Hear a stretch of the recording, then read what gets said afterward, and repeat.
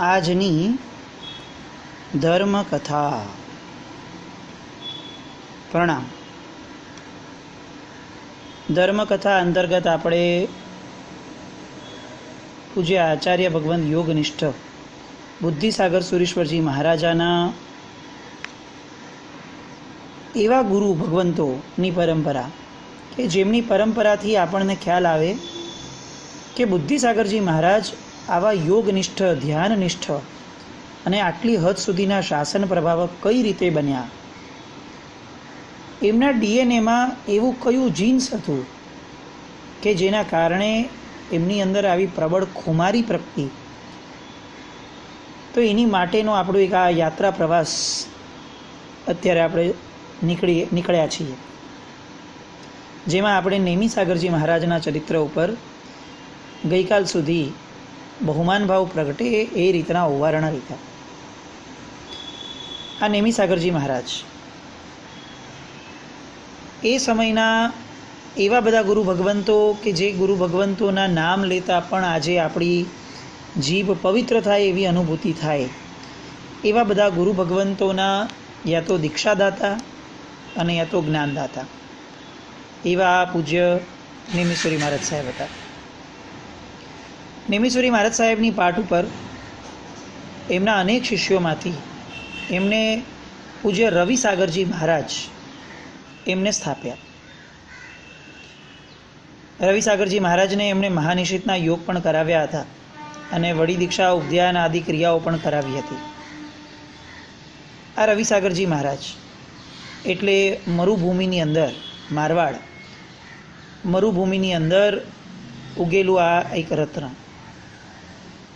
મરુભૂમિનું પાલી નામનું શહેર, વિશાપુરવાડ જ્ઞાતિના શેઠ રગાજી અને તેમના પત્ની માણકોર, એ બેઉના ઘરે એમની કુક્ષીએ સંવત 1876ની અંદર એક પુત્રનો જન્મ થયો, જેનું નામ પડ્યું રવચંદજી. આ રગાજી અને માણકોરજી જન્મથી અત્યંત ધર્મનિષ્ઠ અને નીતિવાન ગણાતા. પત્ની વ્રતધારી રગાજી અને પતિવ્રતા માણકોરજી, આ બંનેઓના નિર્દોષ જીવનના કારણે આ બાળકની બાલ્ય અવસ્થામાં જે એનું ઘડતર થવું જોઈએ એ ઘડતરની બાબતમાં આ બાળક રીતસર એવું કહેવાય કે મનુષ્ય ભવ પામી અને પુણ્યશાળી બન્યો, ખાટી ગયો કે એનું ઘડતર એટલું જબરદસ્ત રીતે થયું કે સંસ્કારોની એના આખા જીવનની અંદર કોઈ કમી ન રહે. જૂની પદ્ધતિ પ્રમાણેનો અભ્યાસ, વિદ્યાભ્યાસ, લેખન, વાંચન, ગણિત એ બધું આ રવચંદજીને એની 7-8 વર્ષની ઉંમર સુધી ઘરે ભણાવડાવ્યું. એ પછીથી ગામઠી શાળાની અંદર વિશાળ ગણનાપૂર્વક અભ્યાસ કરવા માટે આ રવચંદજીને મૂક્યા. જો આ એક શબ્દ આવે છે, નિશાળ ગણનાપૂર્વક, ભગવાનના ચરિત્રની અંદર કલ્પસૂત્રમાં પણ આપણે આ શબ્દને સંવેદીએ છીએ અને નિશાળ ગમનના નામે આપણે એને કલ્પસૂત્રના ઉત્સવની અંદર આપણે એને ઉલ્લેખમાં લઈએ છીએ. આજે જે બાળકોને 2, 2.5, 3 વર્ષથી મૂકવાની જે આખી વાતો શરૂ થઈ છે,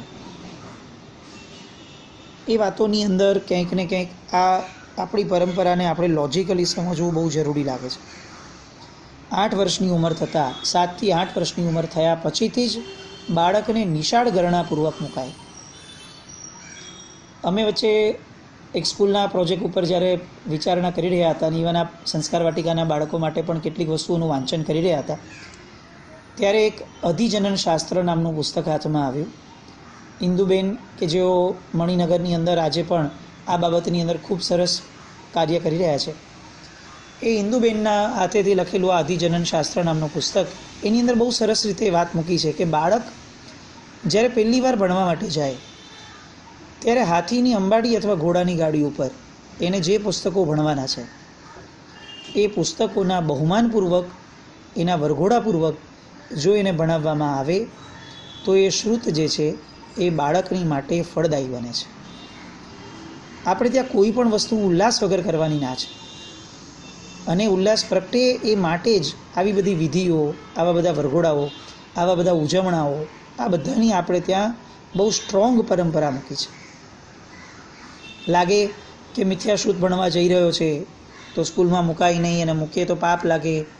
વાત સાચી છે, પણ હવે જ્યારે તમે ના છૂટકે આ વસ્તુ કરવાના જ છો તો એની અંદર સમ્યક્ત્વ કઈ રીતે ભળે એવો પ્રયત્ન શ્રાવક કરે. એવું જરૂરી નથી કે શ્રાવકના જીવનમાં 24 કલાક શુભતાવાળો જ બાહ્ય આચાર હોય, પણ એટલું ચોક્કસ જરૂરી હોય કે શ્રાવક એના જીવનમાં જે પણ ઘટના અથવા જે પણ સ્થળોએ એને જવાનું થાય એ બધા સ્થળોએ શ્રાવક શુભતા પ્રસરાવવાનો અને શુભતા પ્રગટાવવાનો પ્રયત્ન તો કરે ને કરે જ. વાત નિશાળ ગમનની હોવા છતાં આ નિશાળ ગરણાની વિધિ આપણે ત્યાં મૂકેલી હતી. લોકોને આનંદ પ્રમોદ પમાડી અને સ્કૂલમાં ભણવા મૂકવાનો, લોકોને દાન વગેરે ભેટ વગેરે આપી અને સ્કૂલમાં મૂકવાના, એ પુસ્તકોને પણ રાજાશાહી ઠાઠથી બહુમાન આપી અને સ્કૂલમાં મૂકવાના, અને એ વિદ્યાગુરુઓનું પણ યથોચિત બહુમાન કરી અને સ્કૂલમાં મૂકવાના 8 વર્ષની ઉંમરે. આ એક આપણી પરંપરા ફક્ત રાજાઓ માટે હતી એવું નહીં કહી શકાય, કારણ કે આ નિશાળ ગણા નામનો શબ્દ અત્યારે આપણે આ રવિસાગરજી મહારાજના ચરિત્રની અંદર પણ આવે છે. આવી રીતે આ બાળકને 8 વર્ષની ઉંમર થતાં ભણવા મૂક્યો. આ ગામઠી શાળાની અંદર પોતાની તીવ્ર બુદ્ધિ હોવાના કારણે રવચંદજીએ નિશાળની અંદર બીજા બધા કરતાં અગ્રગણ્ય સ્થાન મેળવ્યું. એ સમયે રહેતી તમામ કેળવણીનું સારી રીતે અધ્યયન કર્યું, અને અધ્યયન કર્યા પછી ગુરુજીના શુભ આશીર્વાદ મેળવી અને નિશાળમાંથી ઉઠ્યા. યુવાવસ્થામાં પ્રવેશ કર્યો. એમના પિતા શ્રી રઘાજી જે ધંધો કરતા હતા એ ધંધાની અંદર પોતે ઝુકાવ્યું. વાણિજ્ય વૃત્તિ એ પણ એમનામાં એટલી જોરદાર કે વ્યાપાર ધંધામાં પણ બહુ જ નાની ઉંમરમાં અને બહુ જ ઓછા અલ્પ સમયની અંદર વ્યાપાર કલામાં પણ આ રવચંદજી એ પ્રવીણ બન્યા. હવે એમને એવો ભાવ થયો કે મારે ગુજરાત વ્યાપાર કરવા જવું છે. મારવાડની સ્થિતિમાં તો ધંધાઓ છે જ ના નથી, પણ ગુજરાતની અંદર ધંધા માટેનો વ્યાપક સમય અને સ્થળ મળી રહેશે એવી જાણકારી મેળવી અને એમને વિચાર કર્યો કે મારે ગુજરાત જવું છે. એમના લગ્ન થઈ ગયા હતા એટલે પોતાની સ્ત્રીને લઈ અને ગુર્જર દેશના તિલકભૂત એવા પાટનગર એ સમયના કર્ણાવતી, જેને આજે આપણે અમદાવાદ કહીએ છીએ, ત્યાં સાહેબ પધાર્યા. થોડોક વિષય ડાયવર્ટ કરું, પણ આવું બોલવાનું મન થાય છે કે આપણે આપણા સ્થળોને આપણા નામે નહીં બોલાવીએ, અને જે આક્રાંતાઓ અથવા આતંકવાદીઓ જેને આપણે અત્યારે કહીએ છીએ આપણી આજની ભાષામાં, એવા લોકોના નામે જો આપણે આપણા સ્થળોને ઓળખવાનું કાર્ય કરશું તો એ સ્થળોની પ્રાચીનતા, એ સ્થળોની અસરકારકતા અને એ સ્થળની ઉર્જાઓ એ આપણને કઈ રીતે મળશે. લગભગ આપણે બધા જાણીએ છીએ કે કર્ણોદેવે કર્ણાવતી સ્થાપ્યું હતું. એ પછી મુગલો આવ્યા, એમાં મુગલો પછીમાં અહમદ શાહ બાદશાહ આવ્યો, કર્ણાવતીને ધ્વસ્ત કર્યો અને પોતાની એક આખી જાણે નગરી વસાવતો હોય એ રીતે આ કર્ણાવતી ઉપર રાજ કરી અને કેટલાક આપણા સ્થાનકોને તોડી મરોડી અને એને પોતાના સ્થાનકો ઊભા કર્યા અને નગરનું નામ આપી દીધું અહમદ આબાદ.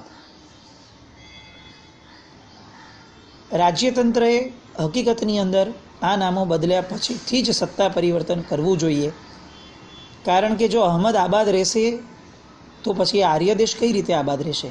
એ તો બરબાદ જ થશે.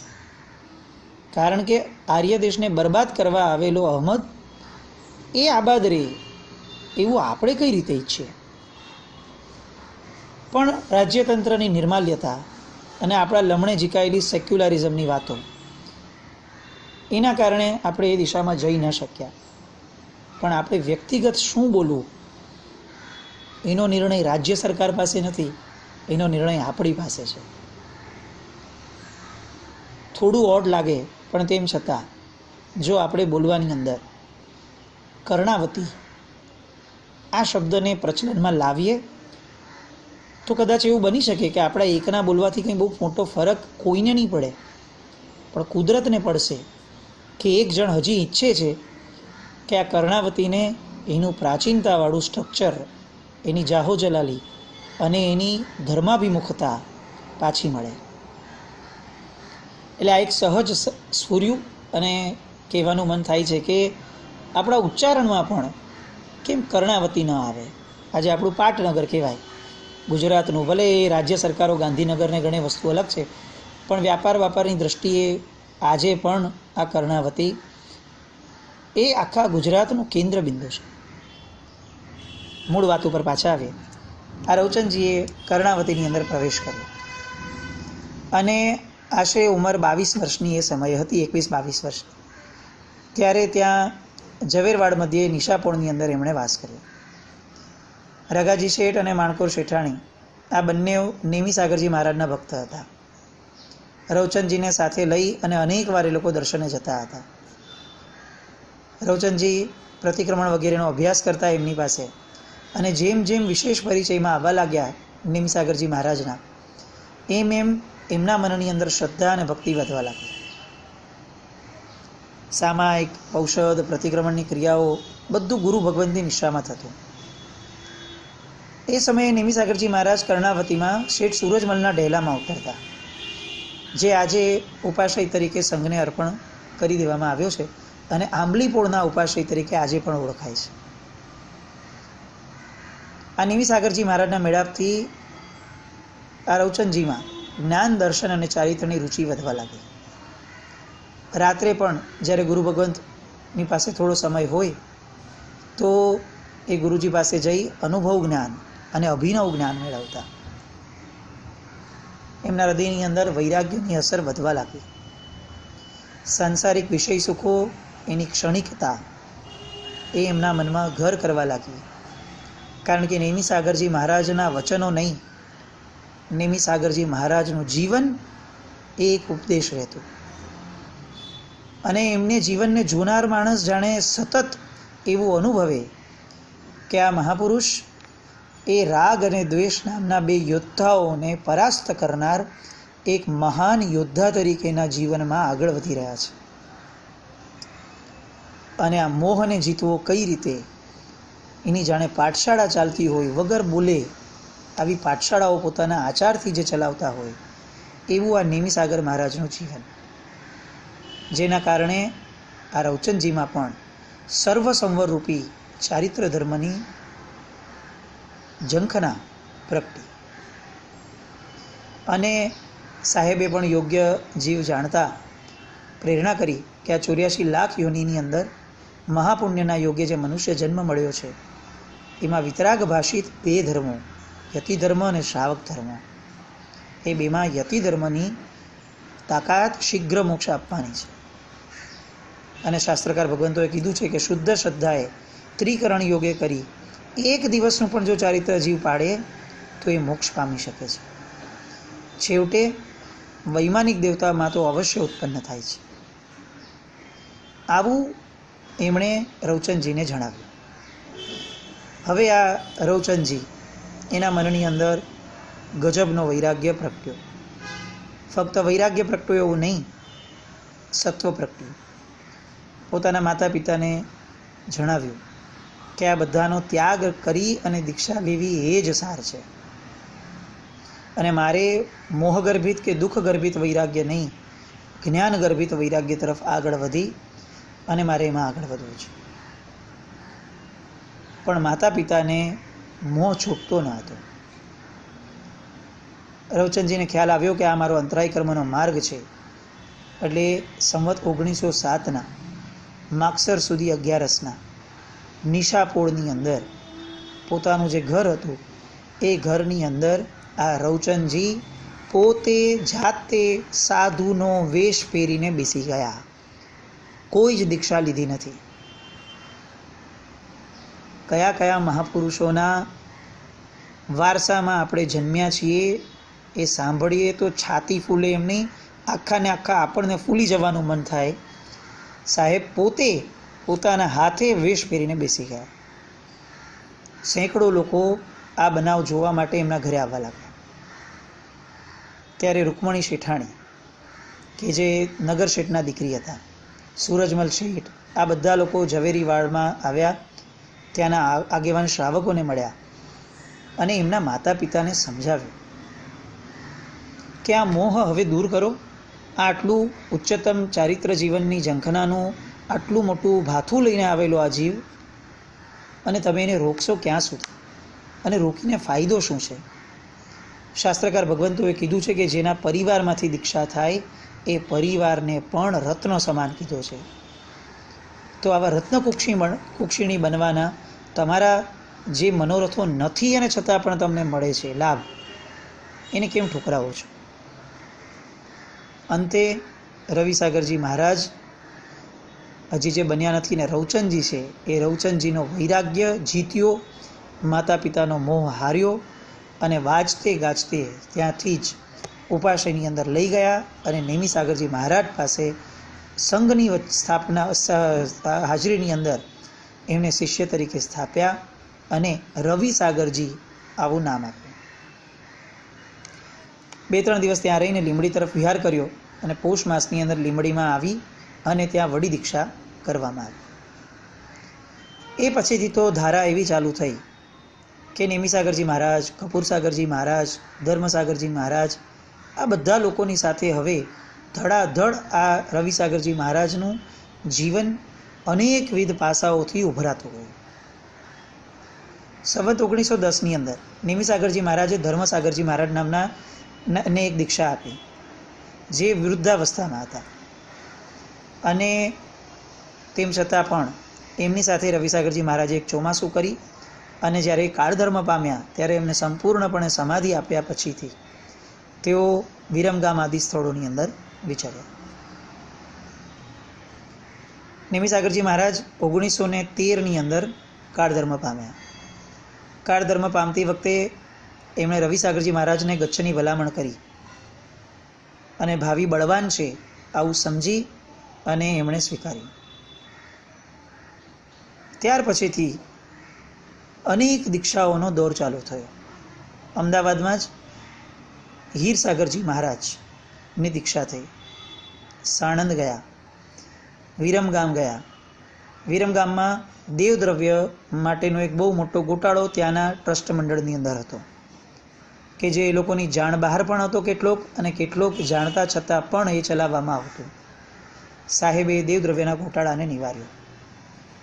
સંવત 1917ની અંદર પાટણના એક શ્રાવક રામચંદ શાહ, એને સાહેબે દીક્ષા આપી. નામ પડ્યું રત્નસાગરજી મહારાજ. સુરતમાં રહેતો માણસ અગર આ રત્નસાગરજી મહારાજને ન ઓળખે તો એ દુઃખરૂપ છે. અનેક ચોમાસાઓ આ રત્નસાગરજી મહારાજે સુરતની અંદર કર્યા. સુરત ઉપર ઢગલાબંધ ઉપકાર સાહેબે કર્યો. પૂજ્ય સિદ્ધિ વિજયજી એટલે કે સિદ્ધિસુરી બાપજી મહારાજ એ વયાવચ માટે આ રત્નસુંદરસુરી મહારાજની રત્નસાગરજી મહારાજની વૈયાવચ માટે સુરત પધાર્યા હતા. આ વિશેષ ઉલ્લેખ આખો સાહેબના ચરિત્રમાં આપણે જોઈશું. બહુ ગજબનો એ પ્રસંગ છે બધા. પણ એમને જે રીતે વયાવચ કરી, અને વયાવચ કર્યા બાદ જ્યારે એમના નિમિત્તે સંઘે પાઠશાળા બનાવવાનો વિચાર કર્યો, ત્યારે આ સિદ્ધિસુરી મહારાજ સાહેબે એ સમયે રત્નસાગરજી મહારાજ થકી જ આ બધું થયું છે એવું કહી એમની યાદગીરીની અંદર રત્નસાગરજી પાઠશાળા આ નામ મૂકી અને એક પાઠશાળાની શરૂઆત કરવામાં આવી. આ રત્નસાગરજી મહારાજ ઉપરાંત પાટણમાં જ પારેખ ખુશાલચંદને દીક્ષા આપી, જેમનું નામ ખેમસાગર મહારાજ પડ્યું. એ પછી સાહેબ ઈડર આવ્યા. ઈડરમાં યતિ સંસ્થાઓનું એટલું બધું જોર કે કોઈ પણ સંવેગી સાધુ જે છે એ ત્યાં ઉતરી પણ નહોતા શકતા. એવા સમયે આ રવિસાગરજી મહારાજે ત્યાં સ્થિરતા કરી, ઘણા બધા શ્રાવકોને શુદ્ધ માર્ગ સમજાવ્યો, અને ત્યાં ચોમાસું પણ કર્યું.